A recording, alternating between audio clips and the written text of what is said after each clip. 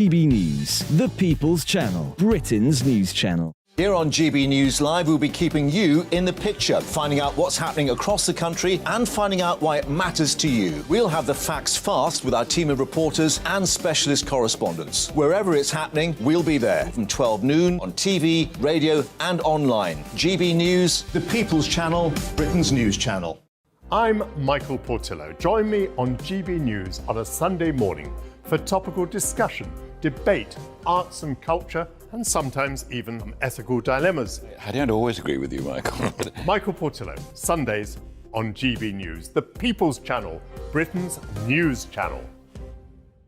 Hello, I'm Michelle Dewberry, and you can join me every weekday 6 till 7 on Jubes and Kerr. You're an inspiration to us all. Clip that bit up. Well, you are. That's my ringtone. My political ambitions those days are gone, I can tell you. She's only teasing. Go on. He's probably going to want to lay down now. I'll give him 2 minutes to have one. Let's respectfully disagree. That's what we like on Jubes and Kerr. Come and join us. GB News, the People's Channel. Michelle Dewberry, weekday evenings at 6 o'clock.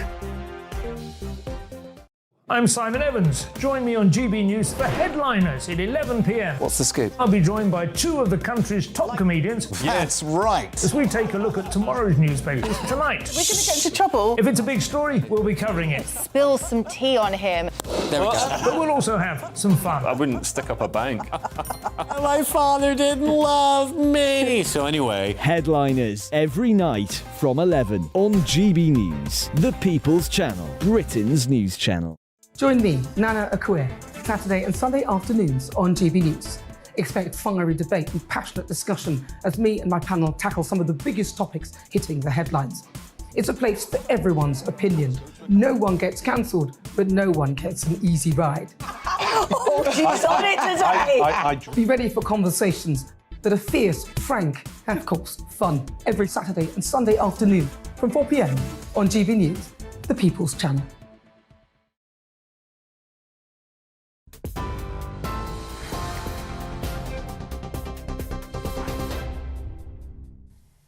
Good evening, you're with GB News. In a moment, headliners, but first, let's bring you the latest news headlines.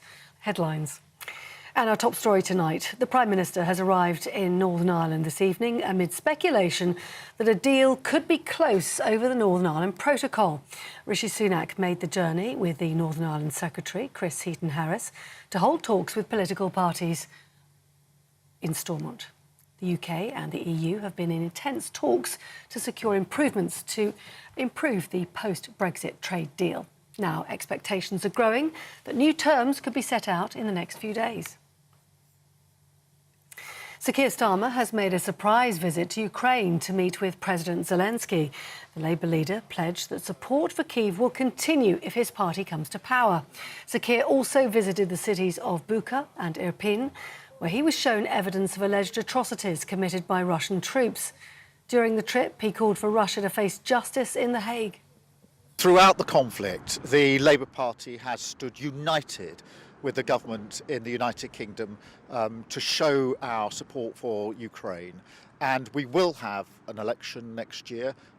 And there may well be a change of government, but should there be a change of government next year in a general election, there will be no change in the position of support for Ukraine, both during the conflict and in the cause for justice.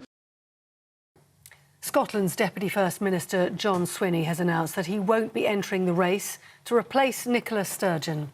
That comes as the Scottish National Party postponed a planned conference on independence that had been due to take place tonight. The party's executive committee announced the news this evening, saying it would be wrong to have a newly elected leader tied to a key decision.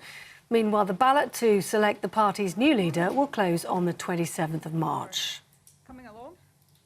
Lancashire Police has referred itself to the police watchdog over contact they had with Nicola Bulley and her husband Paul Ansell prior to her disappearance. The force says it was called to Nicola's home on January the 10th, 17 days before she went missing, and it comes after yesterday's detectives unexpectedly revealed that the 45-year-old was vulnerable and that she'd been struggling with alcohol and the menopause. Earlier, Miss Bulley's family said the public focus seemed now to be more about appalling speculation into Nicola's private life rather than actually finding her. And finally, Bruce Willis has been diagnosed with frontotemporal dementia, the most common form of the condition found in people under 60 years old. And a warning, the following pictures do contain flash photography. Last spring, the actor announced his retirement after being diagnosed with aphasia, which affects his cognitive abilities. Now his family say that condition has progressed. And describing the news as painful, they said they hoped the media attention would shine a light on the disease. Those are your latest news stories. You're up to date on TV, online and DAB+ radio. This is GB News. Time for headliners.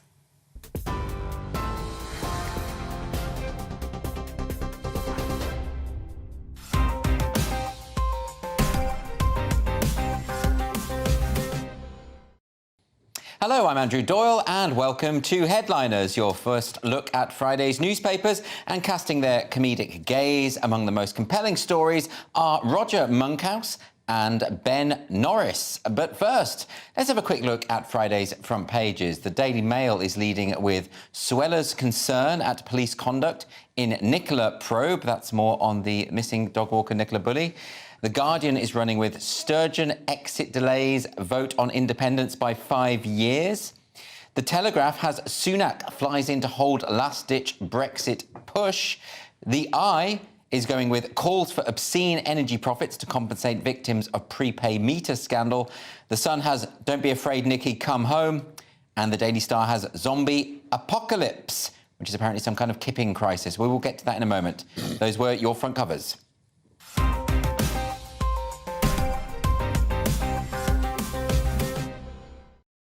We're going to kick things off with the front page of The Eye. Roger, what are The Eye leading with on Friday? This is The Eye comic, putting its characteristically negative spin on a story of how enterprise and good management is rewarded in contemporary Britain, with Centrica, who own British Gas, announcing record 3.3 billion profits. Of course, undermining this is the story of how prepaid meters are being fitted in the homes of the vulnerable who have been unable to keep up with their energy payments. I mean, surely this is all very galling for people who are struggling with the cost of living crisis and struggling to meet their bills, and then they hear that, you know, this company's getting 3.3 billion. It's not the first time, by the way, that these companies have made a fortune. Of course. During the war. It is literally a risky business, and interestingly as well, the profits aren't being made from supply. Right. I think I'm right in saying that British Gas made £10 off every customer over this period. Actually, energy companies are going out of business. The money's being made, of course, in the sourcing of energy. That said, there have been some CEOs of various petrol companies who've made an awful lot of personal money. Vast amounts of money, of course. And that does generate resentment, doesn't it, Ben? I mean, I think at this time, everyone is feeling the pinch a little bit, and they don't want to hear about these huge astronomical figures being earned. It's not a good look, and it's very confusing for us normal people. So, we're not, don't worry, we're not making the money where you think we're making it. We're making it over here, and you can't have it from over here. You've only got it from here. So I think your average man in the street would just say, I'm paying more than I've ever paid before, and you guys are becoming more super rich. So kind of the gap between the rich and the poor is expanding in a way that perhaps could cause, you know, problems. Or certainly resentment. There is a level of cross-subsidy going on, and O'Shea, who's the CEO, who stands to make, I don't know, some obscene bonus, is it 2 million or something like that? He says, and it is an interesting point, British Gas Energy actually spent more supporting customers than it earned in 2022 because they're using the vast obscene profits from sourcing energy to support the supply industry. So you don't... Well, OK, so it sounds like you're being quite an apologist for the big... It's a complicated business, and you can't actually change easily the international price of energy, which is set beyond national borders. OK, fair enough. Well, I'm going to move on, but before we do, just want you to know that if you've got any comments about tonight's stories, and particularly what my panellists are saying about various things, do email in and let us know what you think. You can email us at gbviews@gbnews.uk, and we'll read out the best ones. Anyway, next up, Telegraph. Ben, what are the Telegraph leading with on Friday? The Telegraph are leading with Rishi Sunak, who is holding last-ditch Brexit talks with his old mates, the DUP, yes, who I seem to remember helped them form a government, wasn't it? Not that long ago. Theresa May. That's a long time ago. That is in the time of Theresa May. Yeah. Okay, quite long ago. But still, they were mates, weren't they? They were quite good mates at the time. Speeded up hyper-reality of contemporary politics, that was centuries ago. Well, speeding up hyper-reality is my middle name. But anyway, the point is they aren't very happy about the way Brexit's turned out. Who is? The unionists object to the number of checks that are carried out on the... That's still a problem. It's as if they hadn't really thought this through. Well, I mean, this is a last-ditch attempt, isn't it? So he's basically going to go over to Northern Ireland and try and get the DUP to accede to the EU's view of it. Is that even feasible? Is that even going to happen? It's not really the EU's... what's suggested here is that there is a breaking deal to revise the protocol. Yes. And, of course, he's got to sell it to the DUP, because if you don't sell it to the DUP, and if they're not in line and supportive of any new deal, then you can't possibly hope to carry the ERG within your own party, and then you've barely got a majority. And then, of course, with Boris and Liz on manoeuvres, anything could happen. Actually, the Premiership could dissolve at this point. This is absolutely critical. Yeah, but it's particularly critical because Stormont has been paralysed since May. I mean, they need to get this up and running. They've had to pass the budget through Westminster. They tried to elect a speaker 2 days ago. They weren't able to do it. You need a speaker to pass any legislation.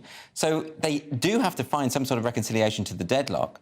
And I don't know if this is going to be it, because this article is talking about there would still be a role for the European Court of Justice. Which the DUP are unlikely to accept. I think that's a red line, isn't it, for the DUP? I mean, this isn't really about the economy or the various issues of Northern Irish businesses being subject to EU legislation. It's actually really to do with the Constitution. It's this idea, the metaphorical idea of a hard border down the Irish Sea. But, of course, leaders don't turn up until the deal's done, ordinarily. So you would assume, given that Rishi's personally turning up... and so this might make the difference, you think? Well, the suggestion is that he's going to be in one-to-one talks with the DUP, but you rather suspect that the work's actually been done in advance. He's not going there for a city break, is he? No one goes to Northern Ireland for fun. Do they not?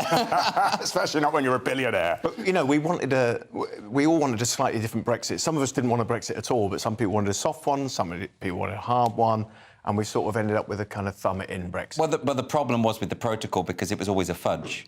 And the government knew it was a fudge, and that's why, that's why these problems were inevitable eventually. But it has to be resolved somehow.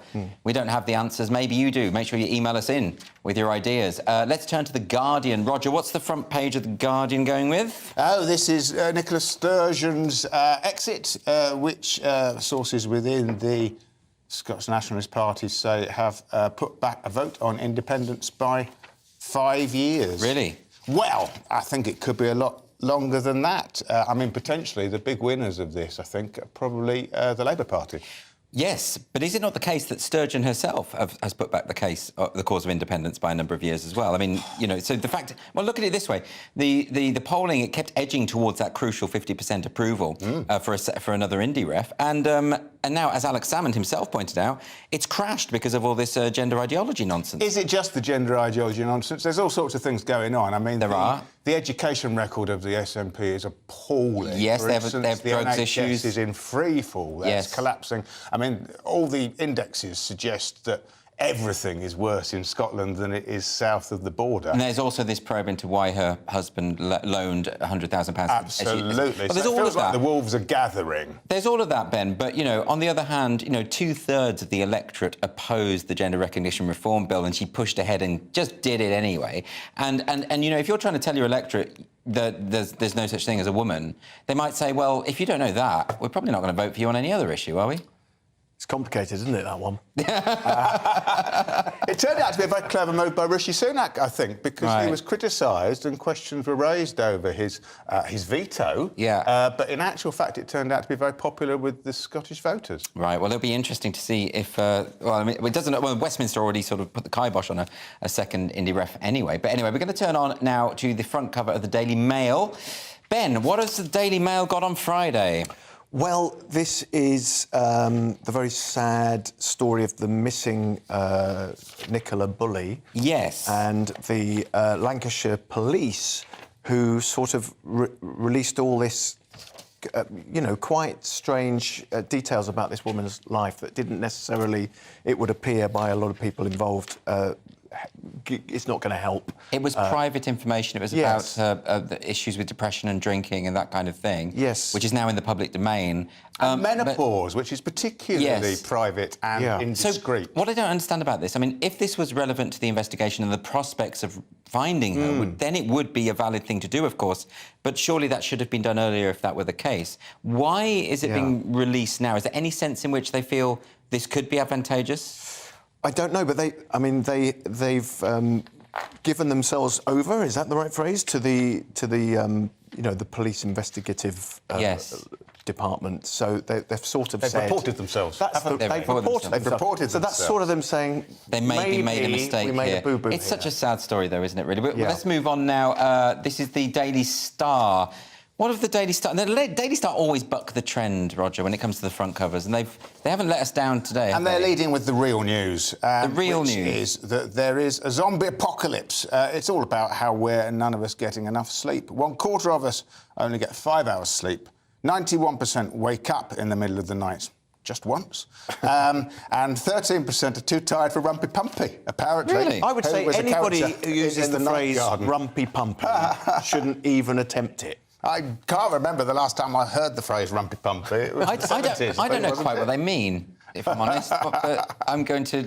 I'll explain in the break if that's Let's helpful. do that. That illuminates but things. I'm quite sort of reassured that 91, because I always wake up, I sleep in 2 instalments. I do 4 hours, then I do a few hours work, and then I do another 4 hours sleep. And if 91% of people are doing that, I'm quite happy about that. I'm sure I've read that experts believe that that's actually a more natural... Because, Prehistoric man did we it, would I have, understand. we'd have got up to stoke the fire to see if we were about to be attacked. Oh, so I'm more prehistoric. Wander around the Definitely. cave and you do a couple of decorations, an antelope and what have So you. maybe it isn't, Roger, Fight off a that we need... saber-toothed tiger. We might not need a wee. Yeah, maybe well. we think it's a wee, but actually we're checking more sort of This is quite, it makes me feel more manly that I'm quite a prehistoric caveman kind of Cro-Magnon kind of figure, aren't I? That's good to know.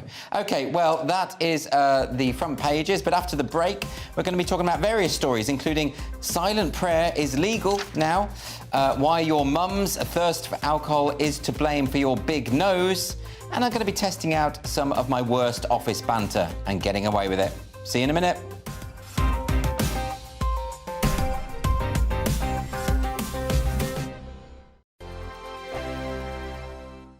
It's all about family, being in people's living rooms, all the interaction and getting to know who our viewers and listeners are. When I was young, my dad used to say, "Nah, stop arguing." I wanted an outlet that would enable me to give my opinion. People are going through a really hard time right now, and I know that you don't feel like you're being listened to by the establishment. I came to GB News because it's the People's Channel, and I want the audience to have their say on the events of the day. We're dynamic. We do something different. Democracy shows that the wisdom of the nation is in its people. I get to travel to find out what the story is from a personal perspective. The British people aren't fools. We know when we're not being told the full story. We've got to work out how Britain moves forward from this. It's the best country in the world. The establishment had their chance. Now we're here to represent your views. Britain's watching. Britain's watching. Britain's watching. We're proud to be GB News. The People's Channel. Britain's news channel. Monday to Thursday, 9 p.m. till 11 p.m. Join me, Dan Wootton. I'll bring you the sharpest takes and hottest debates. Do you not believe in prison? I don't believe in prison. I'm completely stunned. I guarantee you there'll be no spin, no bias, no censorship. I actually was personally quite offended by it. And no reason to go to bed. So I guess they've always been quite woke. That's Dan Wootton tonight on TV, radio and online. Monday to Thursday from 9 p.m. till 11 p.m. on GB News. The People's Channel, Britain's news channel. Hello, I'm Michelle Dewberry, and you can join me every weekday 6 till 7 on Jubes and Kerr. You're an inspiration to us all. Clip that bit up. Well, you are. That's my ringtone. My political ambitions those days are gone, I can tell you. She's only teasing. Go on. He's probably going to want to lay down now. I'll give him 2 minutes to have one. Let's respectfully disagree. That's what we like on Jubes and Kerr. Come and join us. GB News, the People's Channel. Michelle Dewberry, weekday evenings at 6 o'clock.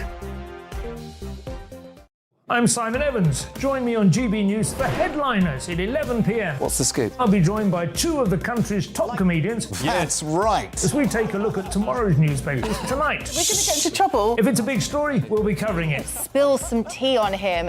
There we go. But we'll also have some fun. I wouldn't stick up a bank. My father didn't love me. So anyway. Headliners every night from 11 on GB News, the People's Channel, Britain's news channel. We are GB News, the People's Channel. And right across the United Kingdom. You can find us on Sky Channel 512. Virgin Media Channel 604. Freesat Channel 216. Freeview Channel 236. And YouView Channel 236. You can also take us with you on DAB Plus Radio. With the GB News app and at the website gbnews.uk. We're absolutely everywhere. Come join us on GB News, the People's Channel, Britain's news channel.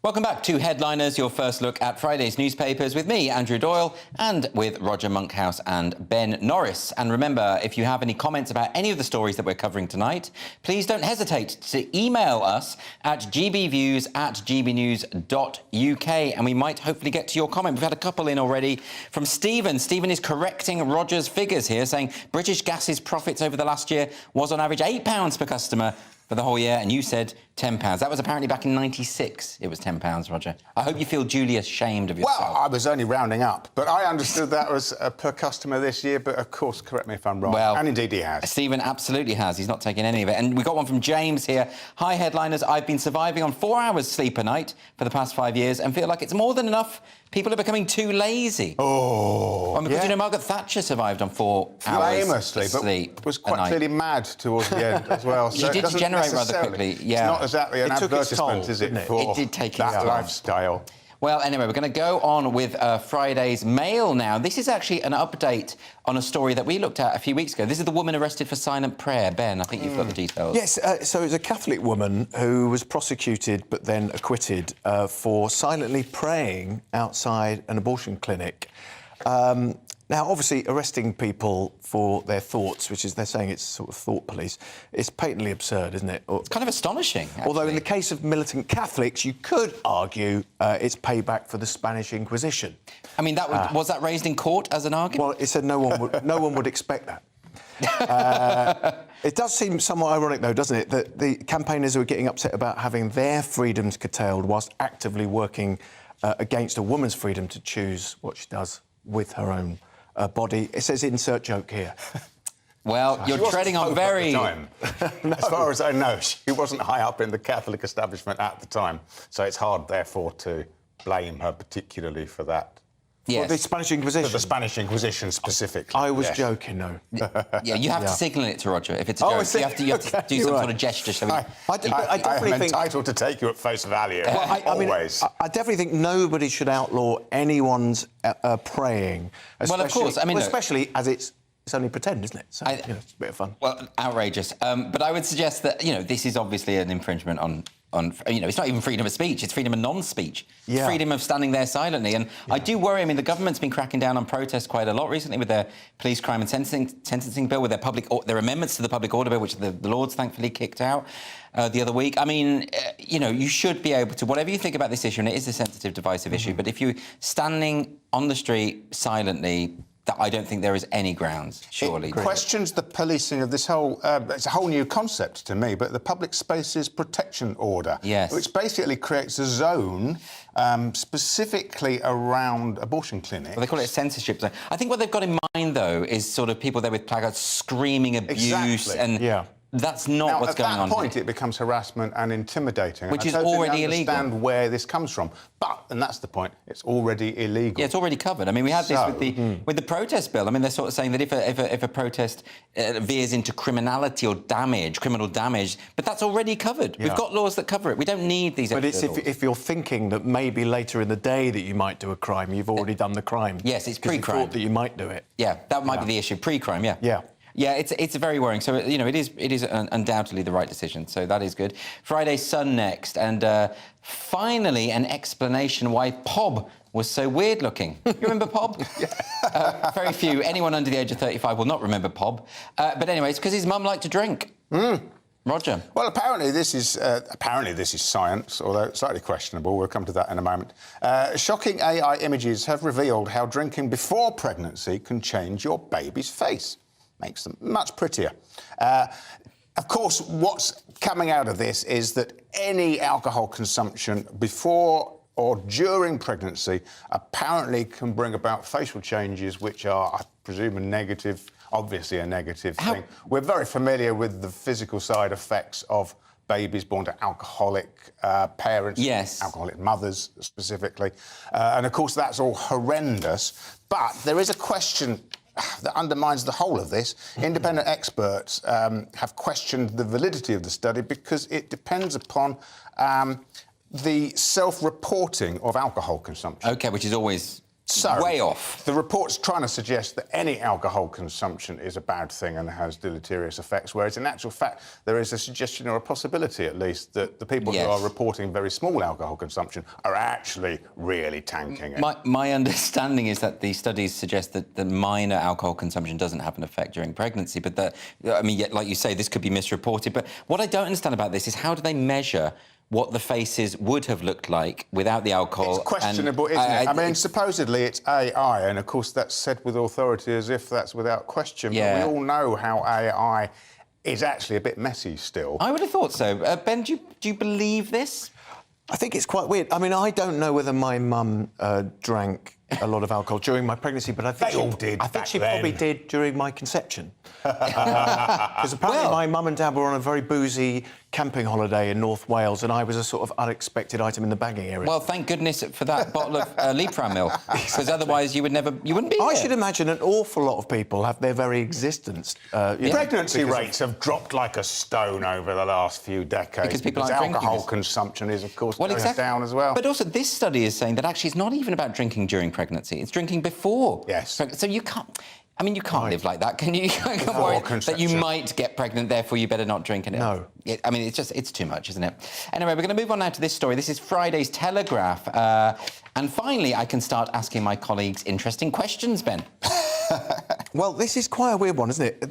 This lady, Emma Greenaway Evans, who is a manager at a property firm in Manchester, she was sacked after she'd basically accused a co-worker of various slightly, you might say, risque things, like that she'd lost her virginity when she was very young and that she was shagging about. And she also called her a four-letter word beginning with S and ending in G.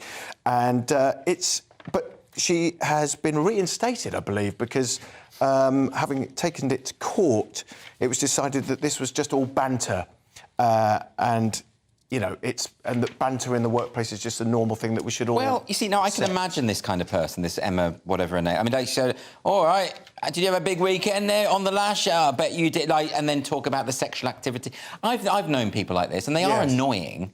They're really annoying. But does it constitute an infringement of your workplace rights? That's probably not. Exactly. No. Banter's so nuanced and so subtle, isn't it? And you have to kind of be bullying, though, isn't it? Of course it is. And I'm not saying that bullying doesn't happen, but how do you police such a thing? And is a tribunal where you simply take verbatim accounts necessarily the way of doing it? It must be very, very hard to police. Because, it might just be someone being a bit gauche, trying to be funny. Yeah. And, people who are criminally unfunny, and they can often put their foot in it. Yeah. And, it happens all the time. And it's not down to the word used, either. No, because not really. we all know when it's mutually, genuinely understood that, that it is banter, that all words are acceptable in certain circumstances. But we've heard lots of reports, haven't we, recently, of, like, in the fire brigade and in the police force, and there's lots of sort of locker room banter that is actually way, way more than that. And it's sometimes, homophobic, racist, and lots of other things. It's kind of difficult to find where the line is, don't you? Yeah. It is sort of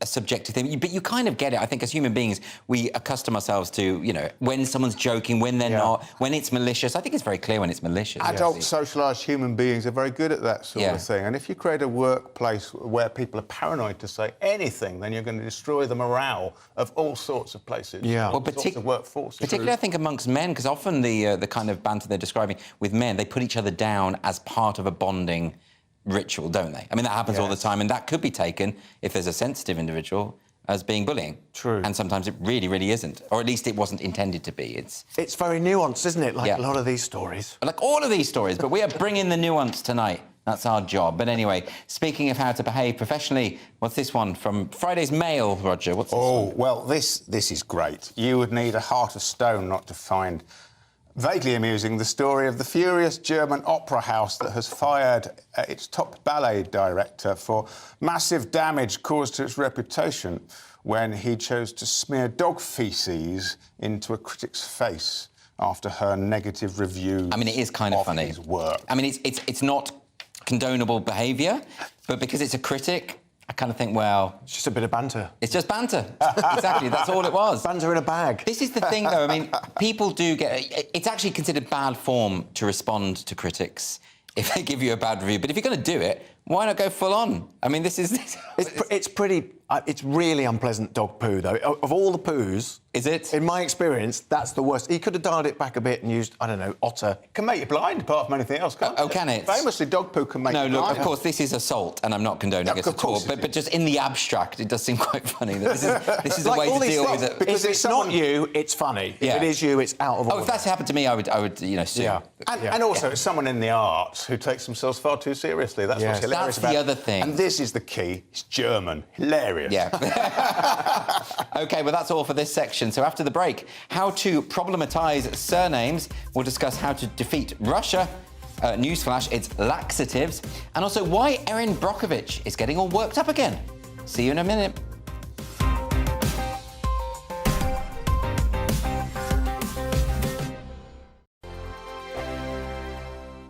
We are GB News, and we'd like to say thank you to each and every one of you for bringing us your conversations, for helping our great nation find its voice. We are here for you on radio, television, and online, across England, Scotland, Wales, and Northern Ireland. It's not the BBC, you actually get your facts right. We are proud to be GB News, the People's Channel, Britain's news channel.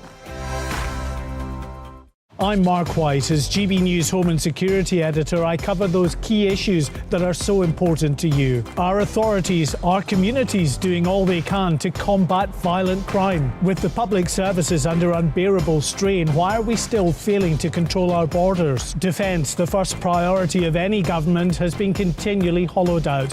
Can we trust our politicians to protect the armed forces? Join me, Mark White, on GB News. Join me, Nana Akue, Saturday and Sunday afternoons on GB News.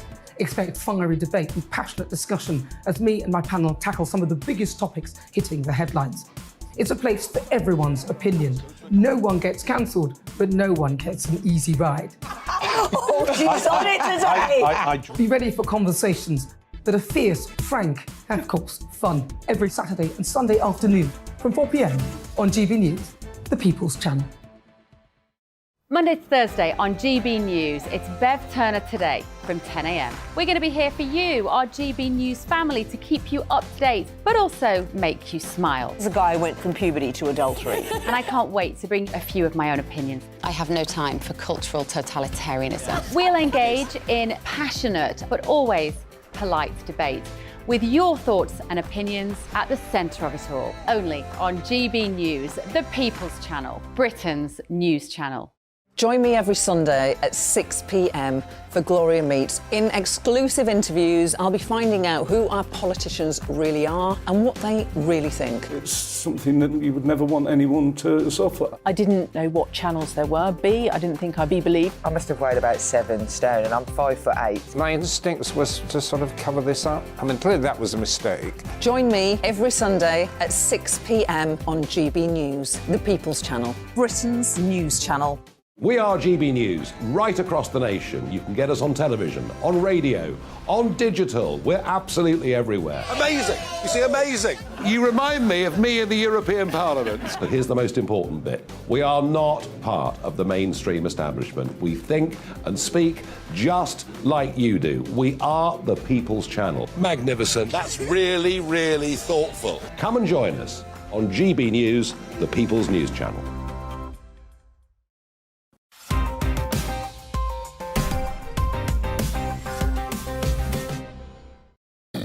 Welcome back to Headliners, your first look at Friday's newspapers. We're going to go straight to Friday's Times now. Mr. Norris, you have this one, I believe. Yeah, well, I'm not sure what the headline is, but I know what's happening here. It says, here's the headline. Don't refer to Christian names, they're not inclusive, says university. And this is Kent University. Staff and students at the University of Kent have been told not to use the term Christian name, surname and last name, and to consider phasing out Christian-centric terms. Now, I mean, I think it seems sort of reasonable that we're moving away from assuming that we're a completely Christian nation. For a start, there's lots of other faiths, of course, and more importantly, a heck of a lot of people who perhaps used to be Christian aren't Christian anymore. The churches are empty every Sunday. And I looked at another one here. It says, in December, the University of Brighton advised staff not to say Christmas, but to refer to the winter closure period. And I really quite like that, because I like the idea of saying to my kids, I'm just going off to get our winter closure period tree, and don't forget to hang up your winter closure period stockings. I mean, it really rolls off the tongue, doesn't that one? You know, I mean, that is an odd one, I would say. Roger, do you have any issues with this? I find it very hard to get on my high horse about this, because it just seems to be relatively good-mannered and well-intentioned. I mean, given how the universities and campuses are supposed to be in the grip of ideological capture at the moment, this seems like a story from 2 decades ago, doesn't it, really? It doesn't. It's certainly not one of the most egregious examples of this. On the other hand, just to give the other view, I mean, the phrase Christian name, does anyone actually think that that is referring to the religion of the person to whom it is ascribed? I mean, it's such a sort of solidly rooted phrase, and you could argue that it's quite patronising to people of other faiths and to atheists, indeed, just to assume they're going to get all hot and bothered. They'll get confused. Well, I mean, we all know what the phrase means, so I think we are... But it's like all these things, isn't it? When you're asked for your opinion about it, you come up with one. Were you not asked, you probably wouldn't have... I don't think anybody would care. I don't think many people have said they're offended by this. No, I would go so far as to say I doubt anyone has. No. And that's what I find a bit odd about these changes that are happening when no one really wants them to or has even raised an objection. It's by committee, isn't it? And people imagine offence that doesn't exist. Yeah. And no one was ever offended by Christmas holiday, I'm sure. I'm sure they weren't. The Mirror now has the most recent Sam Smith's story. Roger, never out of the press, is he? I'm not entirely sure why I've been given this one. Sam Smith, who is a popular beat combo, I'm led to believe, has apparently been misgendered again. I forgive my boomer perspective and all the rest of it. And, of course, I wasn't bothered by the last story, but I find it very, very hard to take seriously people who apparently are so precious about what other people refer to them I think we can as. see the clip, actually, if we have the clip. Let's have a look. I'm a big fan of fishing. I do love fishing, yes, I do. What? Yeah, I'd love to be a fisher them. What, like a fly fisherman? I'd be any type of fisher them. I think I would like to, one day I'd just like to end my days fishing. Like we can sort that out. Do you fly fishing? Or like... I do it on the sea and I do it in the lakes. I've never done it alone. So cool. Someone's always taught me. Yeah. Fantastic. Yeah. See, it's interesting there because he very subtly corrected the presenter, but what bothers me most about this is just a matter of grammar, you know? I mean, fisher them doesn't make any sense because yes, it's confusing. Them is a pronoun and man is a noun. Absolutely. So it's just wrong. People were getting more upset about him dressed up as a stag beetle the other night, and I don't know why. I thought it looked great. I wouldn't want to sit next to him on the tube. No, I mean, I think they were upset because he's drawing a lot of attention to himself and people just think he's succeeding, isn't he? I mean, we're talking about... They are drawing a lot of attention to themselves. What, is there more than one of them? You see, yes, this is the issue. Exactly. Yeah. And they're perverting the English language by their insistence that we use pronouns which are simply inappropriate because it's plural. It's not singular. That's just crazy. It's an odd one, isn't it? Anyway, we're going to move on now to some crappy repercussions for Russia in Friday's Telegraph. Ben, what's this about? I'm going to be honest with you, that wasn't the next story I had here. Oh, OK. Well, this is the EU are apparently going to stop selling toilets to Russia as a kind of punishment for the invasion of Ukraine. Of course, they're not the first. I mean, lots of various companies have boycotted Russia as a result. We had Viagra 2 days ago saying they were boycotting Russia as well. But the toilets, because the lavatory is one of the major inventions that are sort of in the Western world, this is actually potentially going to have ramifications. What do you think? I'm going to riff with this because I didn't have the thing, but so you're telling me that Russia has to import their toilets? Yes. Apparently so. From the EU. How strange. You'd think there would be a natural sort of toilet industry you would have thought in every that. country. Just a hole in the backyard. They should have thought of this before they went to war. It's serious now. There's a charming quote from an unnamed European diplomat who says, "The flushing toilet," and I won't attempt the accent, although it would be funnier if I did, "the flushing toilet has done more for civilization than any other single invention. So, by restricting exports, we are merely bringing Russia's technological advancement in line with the state of its civilization. Take that, Russia." I mean, you almost did an accent. I lapsed into some sort of generic... Very odd story, but of course it's probably not going to make much of a difference to the war effort. I wouldn't have thought these kind of boycotts. Maybe. I mean, I don't know. I wouldn't have thought so. Anyway, we're going to move on now to this story, and this one is to the States next. This story has rather gone off the rails, Roger. Well, this is quite a disturbing story, really. This is the Ohio train crash. I'm not sure when it was. When was the Ohio train crash? Do you know? I'm afraid I don't know. It was a week and a bit ago, I think. OK, all right. So it's a little while ago. Forgive me, but I missed the story when it happened. But, and this is quite disturbing, the rail company who are ultimately responsible in the corporate sense for any pollution resulting have absented themselves from meetings about residents' health and essentially are denying liability when there are some indications that there is serious pollution in the air and possibly also the water supply. And of course, this has become a big story because of the involvement of Erin Brockovich, who very famously took on a company for polluting the local water supply in a place called Hinckley. And they made a big film about it with Julia Roberts as Erin Brockovich, indeed. So, and she's still involved because she's now an environmental campaigner. Right. And this is what she does. So she draws attention to various stories like this. Ben, this is obviously, it's absolutely terrible if it's the case that a company needs to be held accountable for the health of the residents. Absolutely. And I've personally been involved in the release of toxic chemicals on a train several times. Them old trains, you couldn't do anything but, well, could you? You know, when people start painting their nails on the train, it's like someone might as well be spraying a car. It's pretty...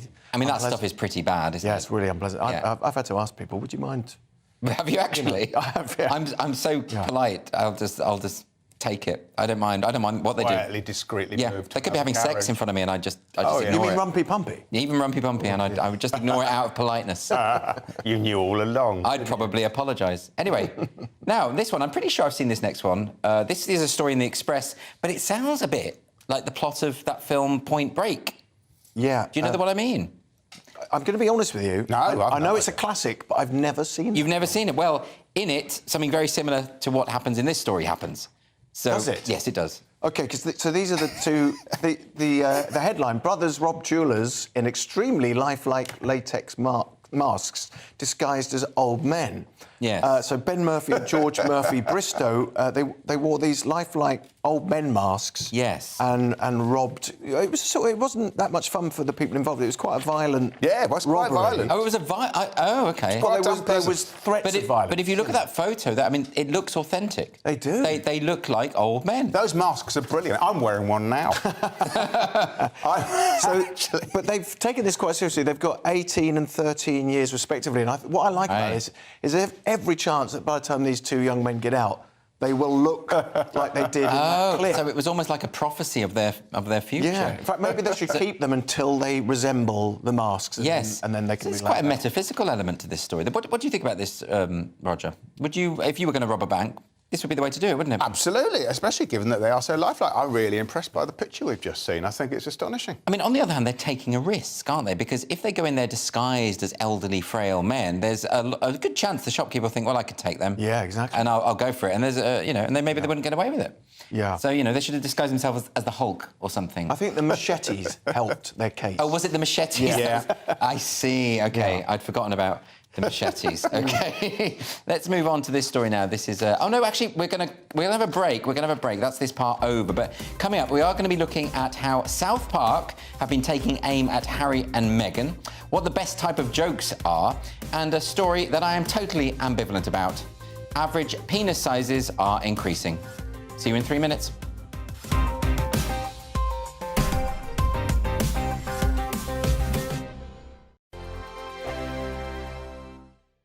First and foremost, I am a GB News fan, and I was before I was working here. Just love the fact that we're asking the questions that a lot of establishment media won't ask. With a bit of a twist, we not only want to inform you, but we want to keep you entertained. It's worth the drive because you get in and the team's all ready and waiting, they're itching to go, and it's a proper little family. GB News is the People's Channel. It's the audience that makes the programme sing. We're giving our viewers and our listeners a voice. I see the thousands of your letters, tweets, emails, you name it, coming in. Britain is broken. How on earth did we get into this mess? But more importantly, how do we get out of it? The establishment had their chance. Now we're here to represent you. It's time for something different. It's time for GB News. I'm very patriotic. I believe in Britain. Our best days lie ahead. Britain's watching. Britain's watching. Join us here on GB News. The People's Channel. Britain's news channel. Hi, Andrew Pierce here. Join me every Friday lunchtime for a proper no-nonsense debrief of the week's events. With special guests in the studio and the GB News team on the ground, I'll be getting you up to date with news, some intelligent discussion, and my own sharp take. The weekend starts here with me every Friday lunchtime on GB News, the People's Channel, Britain's news channel. I'm Michael Portillo. Join me on GB News on a Sunday morning for topical discussion, debate, arts and culture, and sometimes even some ethical dilemmas. I don't always agree with you, Michael. Michael Portillo, Sundays on GB News, the People's Channel, Britain's news channel. I'm Andrew Doyle. Join me at 7 o'clock every Sunday night for Free Speech Nation, the show where I tackle the week's biggest stories in politics and current affairs with the help of my two comedian panellists and a variety of special guests. Free Speech Nation, Sunday nights from 7 on GB News, the People's Channel, Britain's news channel. Here on GB News Live, we'll be keeping you in the picture, finding out what's happening across the country and finding out why it matters to you. We'll have the facts fast with our team of reporters and specialist correspondents. Wherever it's happening, we'll be there from 12 noon on TV, radio and online. GB News, the People's Channel, Britain's news channel. Join me, Patrick Christie's, Monday to Friday, 3 till 6. We tackle the day's news agenda like you've never seen before. It's high tempo, high octane, the most controversial topics, and the best guests. You will not be able to take your eyes and ears off it. I'm not afraid to ask the questions that you really want answered. 3 till 6 p.m, Monday to Friday on GB News, the People's Channel, Britain's news channel. Join me, Lawrence Fox, on GB News. Frank, fun, fearless, and sometimes serious. Much as I love a Friday night punch-up, what I really want is a battle of ideas. I want to look at things differently. I want to hear different voices and engage with your unique experiences. Every Friday at 7 p.m. on GB News.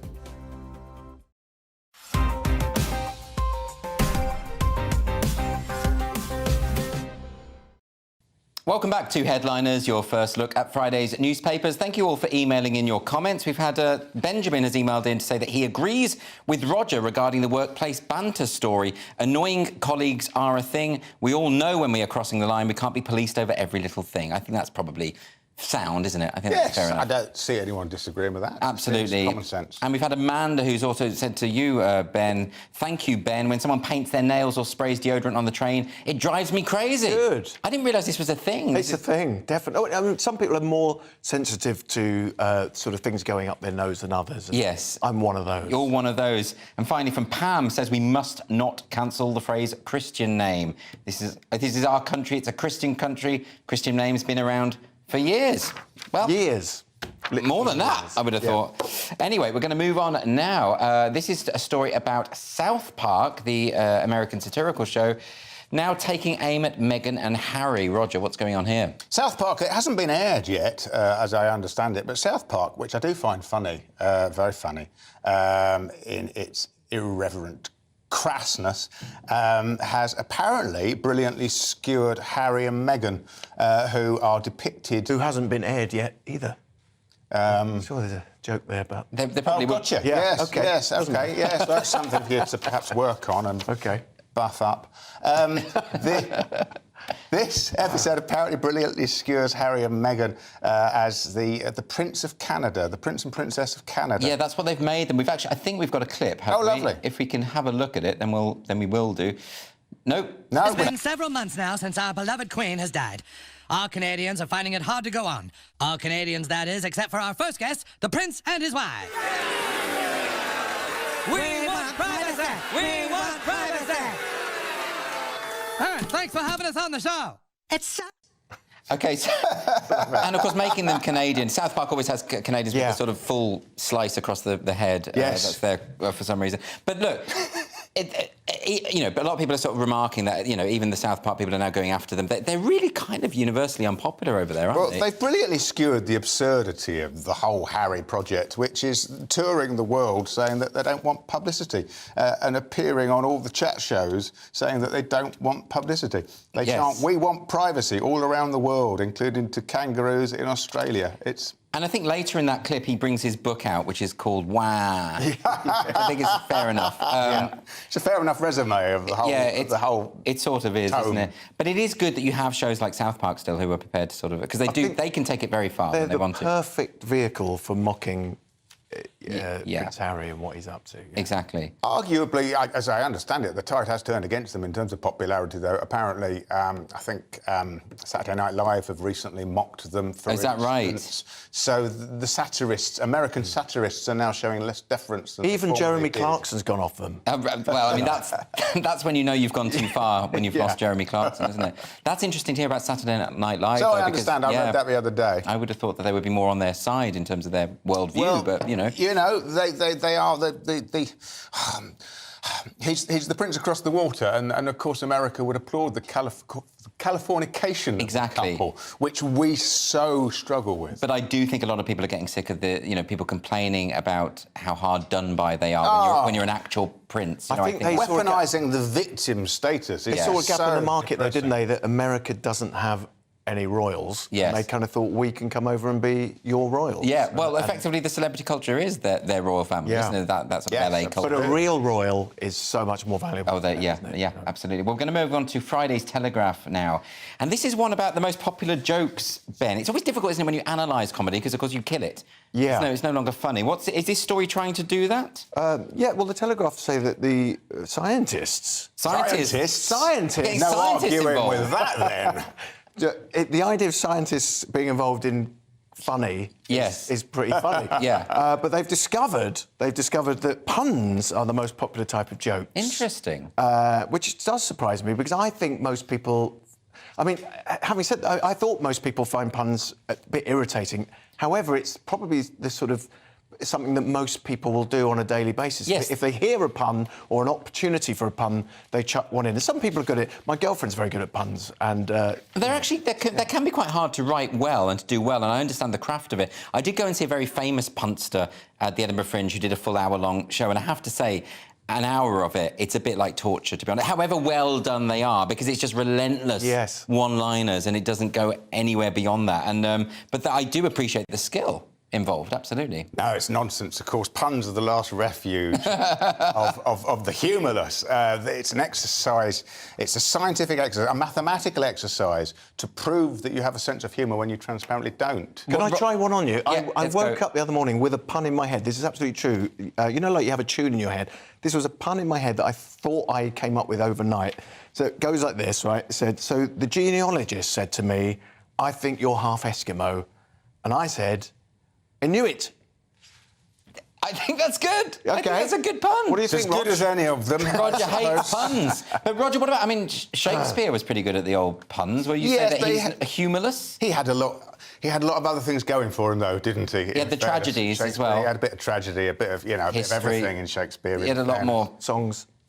And also, let's not pretend that Shakespearean puns are funny. But they were. I think we could say they were in the 17th century. Well, clearly to the mass of people, the groundlings, who wanted to prove that they had a sense of humour when transparently they didn't have one. You're very judgmental about this one, Roger. You really don't like these puns, do you? The best humour, of course, involves punching people. It involves, hopefully down, punching down. It involves hurt. It involves pain. It involves satire and savagery. Well, even the word punch contains the word pun, so... Yeah, so that is a kind of pun that you just did yourself, so hoisted by your own puntard. Right, I didn't oversell it. Very good. Anyway, we're going to move on now to The Telegraph.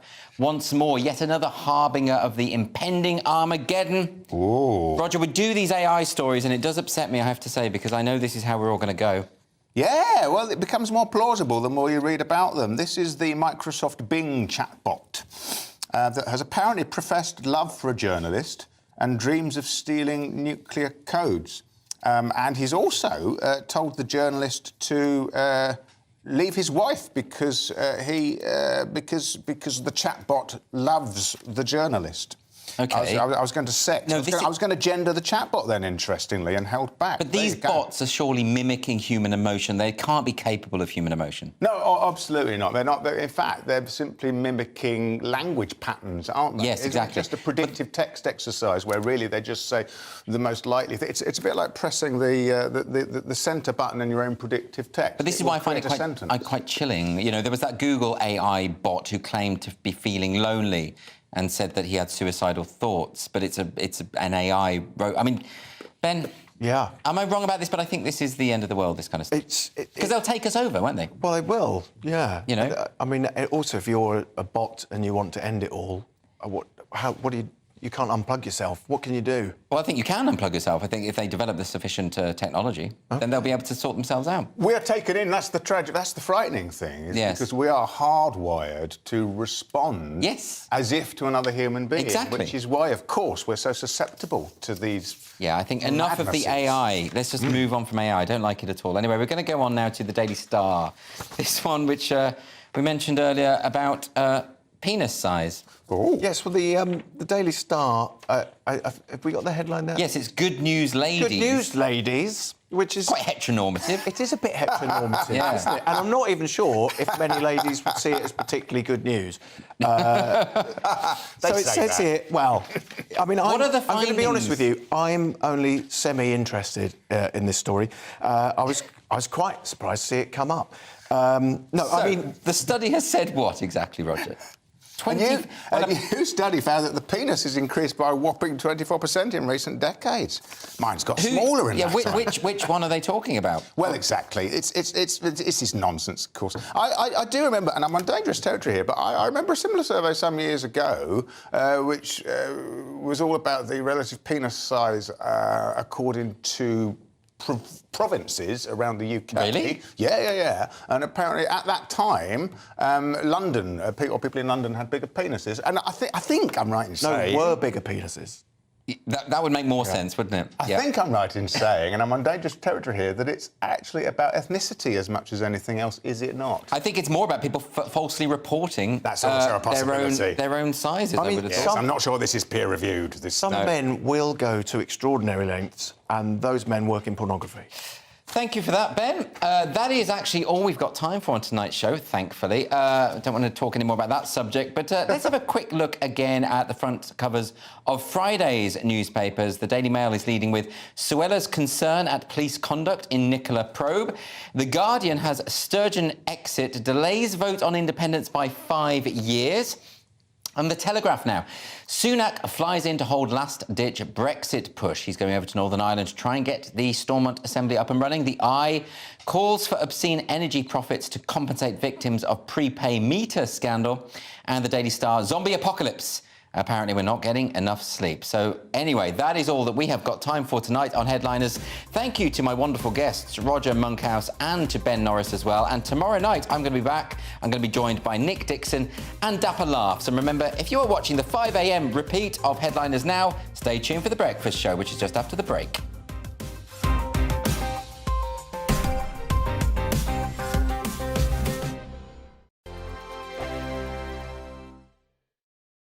It's all about family, being in people's living rooms, all the interaction and getting to know who our viewers and listeners are. When I was young, my dad used to say, Nana, stop arguing. I wanted an outlet that would enable me to give my opinion. People are going through a really hard time right now, and I know that you don't feel like you're being listened to by the establishment. I came to GB News because it's the People's Channel, and I want the audience to have their say on the events of the day. We're dynamic. We do something different. Democracy shows that the wisdom of the nation is in its people. I get to travel to find out what the story is from a personal perspective. The British people aren't fools. We know when we're not being told the full story. We've got to work out how Britain moves forward from this. It's the best country in the world. The establishment had their chance. Now we're here to represent your views. Britain's watching. Britain's watching. Britain's watching. We're proud to be GB News. The People's Channel. Britain's news channel. Join my show